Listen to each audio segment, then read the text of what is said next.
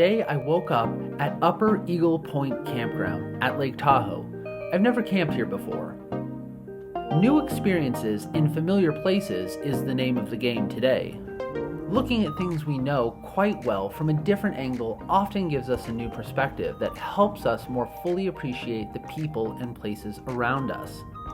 We've just left camp at Upper Eagle Point Campground and we're headed down the Rubicon Trail towards Emerald Bay.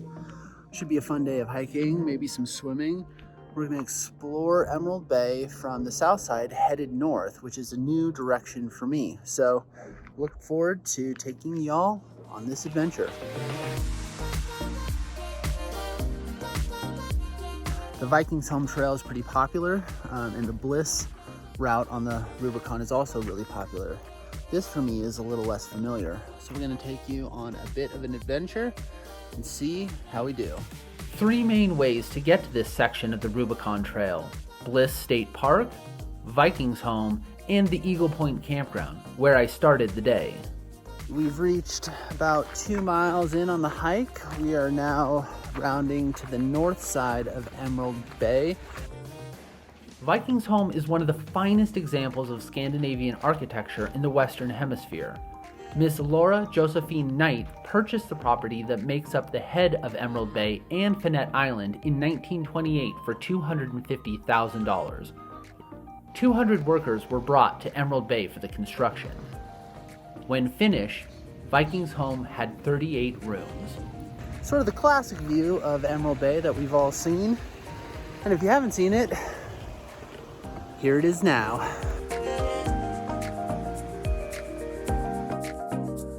The island in Emerald Bay is the only island in all of Lake Tahoe. It rises 150 feet above the water. The island was not always known by its current name.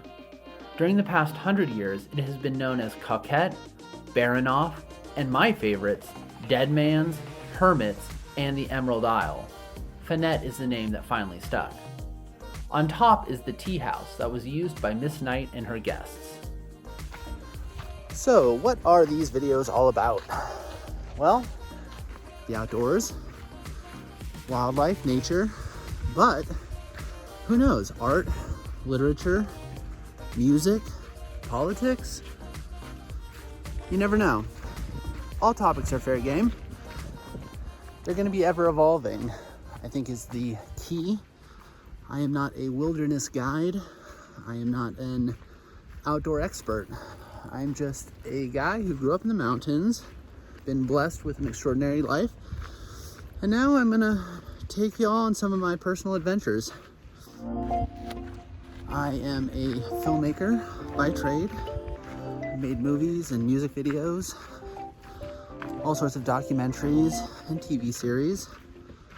Worked pretty hard on those endeavors, and I continue to do those things. So we might talk about film, we might talk about life, we might talk about the outdoors and where I'm at currently. We might talk about a studio that I'm going to build, and I might take you through that process. But I hope that you come here and we can hang out, build a bit of a community around whatever topics we choose together. So we're gonna have a good time. Sometimes we might not have a good time. Either way, we'll be doing it together. Let's keep on hiking.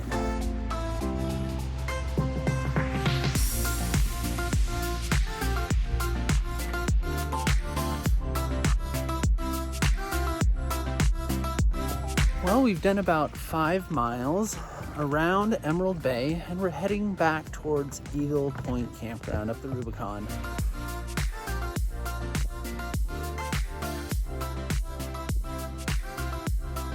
These videos and my life and adventures in general aren't meant to be a guide to anybody else. I'm just sharing this so you can come along and see what I do, and maybe if you're not able to get out, have a bit of an adventure of your own. But if you are, I suggest picking one point of interest, something that you want to see, and letting the rest of your adventure, your day, your hike, your trip unfold organically. If you try to pack in too many things, you'll end up with disappointment. You'll just be disappointed.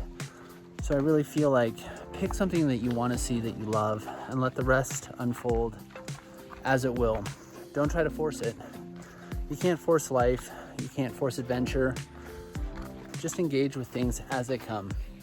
It's illuminating how this new hike, which moderately changed my geographically typical approaches to Emerald Bay, has helped give me a completely new appreciation for this beautiful and familiar part of Lake Tahoe. Places like Emerald Bay, Tahoe in general, sort of feel like home to me. So these adventures, I'm really just bringing you into my house. And I'm really curious, like, what feels like home to you? Where are the places that you go, the adventures that you have, where it feels like you're just coming back to your house? And all around the Reno Tahoe Basin, that's what it is for me. I guess that's my lesson and takeaway for today. Appreciate the familiar views you know, but also add new angles, which will give you the opportunity to see something brilliant, different, and wonderful. That's it. Now go. Live your life.